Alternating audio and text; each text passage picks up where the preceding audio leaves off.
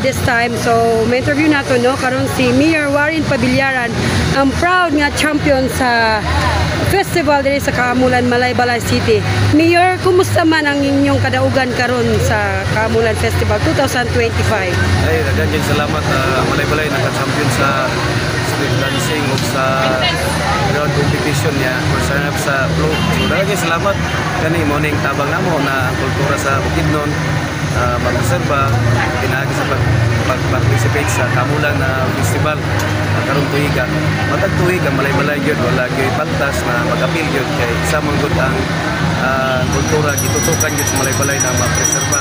So kanina lang ang amuang ikatabang ng Bukidnon ang Kaamulan celebration is mas successful pa gyud daghan mga tao na makasalmot para daghan po makaila sa isa sa authentic yun na festival sa Tibok Nasod. So welcome, salamat kami, welcome ang mga turista, labi itong mga Pilipino po, mga foreigner diri sa Malaybalay.